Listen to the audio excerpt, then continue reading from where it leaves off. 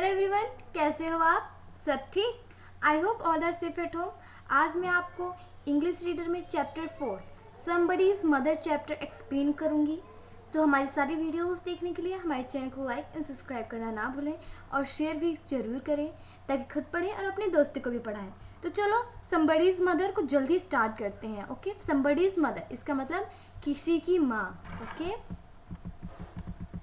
अब आगे let us read. Okay, और मैंने इसमें मीनिंग्स लिख रखी हैं वर्ड्स की। ओके, तो अगर आप एक नोटबुक रख लें अपने साथ और ये सब मीनिंग्स जो मैंने लिखी है उसे रिटेन कर ले कहीं पे कि आप पढ़ें तो कोई दिक्कत ना आए, आप अच्छे से हर चीज़ समझ लें।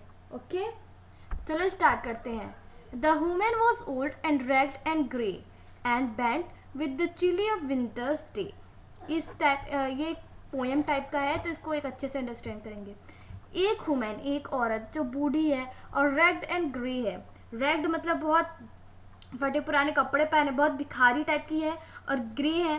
And bent with the chill of winter's day, और क्या बेंड्स मतलब झुकी हुई है। चिली बहुत ठंड सी विंटर की डे है तो झुकी हुई है, झुकी हुई खड़ी हुई है। ओके, बहुत बेंट हुई है।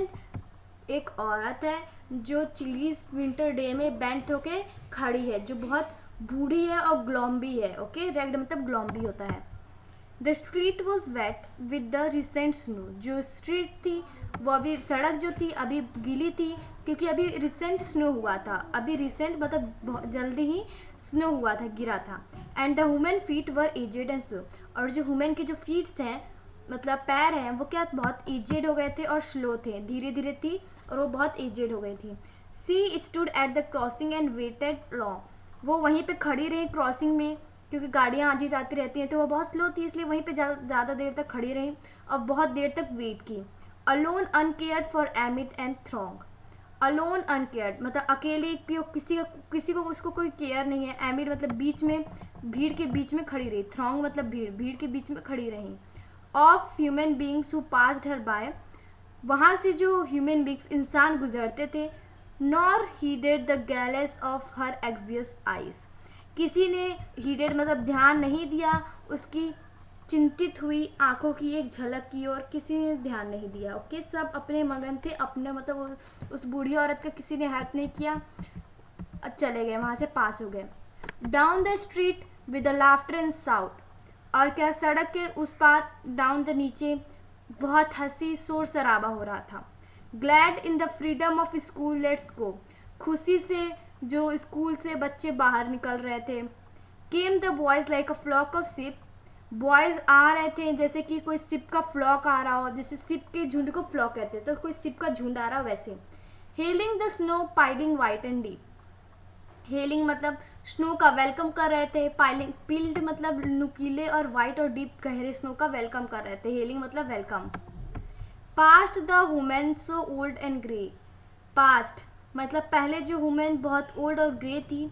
हेस्टेन the children on their way, hasten the children on their way मतलब जो एक हेस्टेन चिल्ड्रन है वो अपने वे पे जा रहा था। No offered a helping hand to her, कोई भी उनका हेल्प करने के लिए नहीं आया। Okay, so sick so timid afraid afraid to stir, meek मतलब नर्म, टिम्ड मतलब डरी हुई, अफ्रेड टू स्टेर मतलब हलचल मचाना।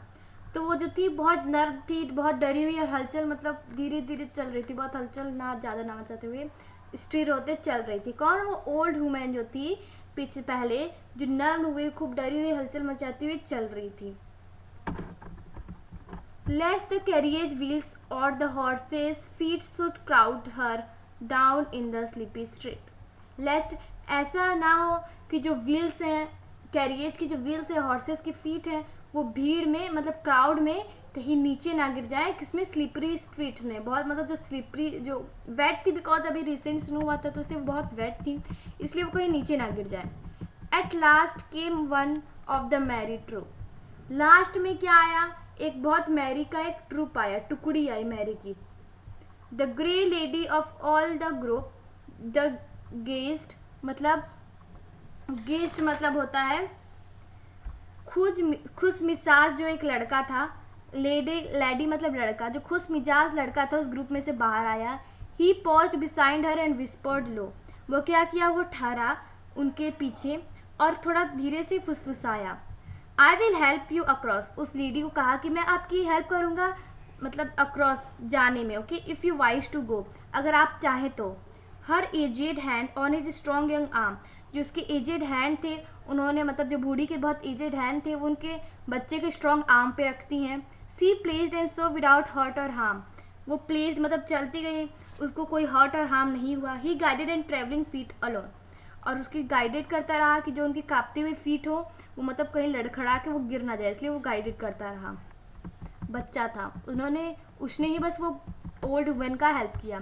Proud that his were firm and strong, जो बूढ़ी औरत थी उन्होंने बहुत प्राउड किया उस लड़के पे।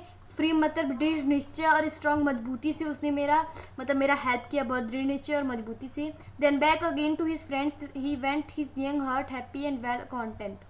वो फिर अपने फ्रेंड्स के साथ वापस चला गया, जो उसका यंग हार्ट था वो बहुत खुश हुआ उसकी मदद करके और बहुत सेटिस्फाइड हुआ, कॉन्टेंट मतलब सेटिस्फाई हुआ। She somebody's mother boy you know for all she aged and poor and slow, ये किसी की मदर का ये किसी की मदर का बच्चा होगा जिसे आप जानते हैं, जिसने मेरे एजेड और पुअर और मैं जो स्लो हूँ उस मुझे मदद किया है। वृद्ध औरत ने, एजेड मतलब जो वृद्ध और पुअर और स्लो जी वो औरत थी, वो किसी की माँ का बच्चा ही होगा जिसने मेरा हेल्प किया है। And I hope some fellow will lend a hand to help my mother, you understand. And और मुझे लगता है कि जो फेलो मतलब कोई भी इंसान जो है हाथ देगा मेरे हेल्प के लिए, टू माई मदर, को मेरे माँ के हेल्प के लिए कोई इंसान हाथ देगा, मुझे ऐसा लगता है, यू अंडरस्टैंड, ओके। क्या ये बच्चा सोच रहे हैं, उधर माँ कह रही थी, वो बूढ़ी औरत कह रही थी, okay. I ever she and grey, sorry, if ever she is poor and grey when her own dear boy is far away, मैंने कभी भी इतनी पुअर मतलब औरत को नहीं देखा, और ग्रे मतलब ग्लोम्बी सैड औरत को। When her own dear is far away, जब उसका खुद का बच्चा इतना दूर है, वो अकेली ही है यहाँ पे।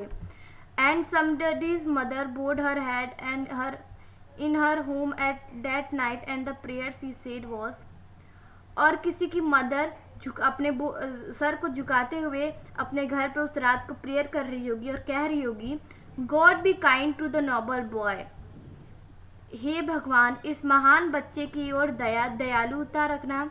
Who is somebody's son and pride and joy, जो किसी का बच्चा है और बहुत गर्व और बहुत खुश मिजाज है, उसकी देखभाल करना।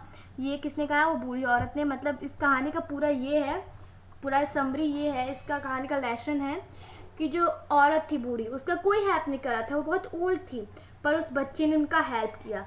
तो we should help anyone without expecting anything in return. ये भी हो सकता है कि हम दूसरों का हेल्प करें without expecting anything in return में कुछ एक्सपेक्ट करते हुए ना। हमें कोई भी बूढ़ी औरत दिखे या कोई भी भिखारी या कुछ किसी को भी मदद की ज़रूरत हो तो हमें ज़रूर मदद करनी चाहिए।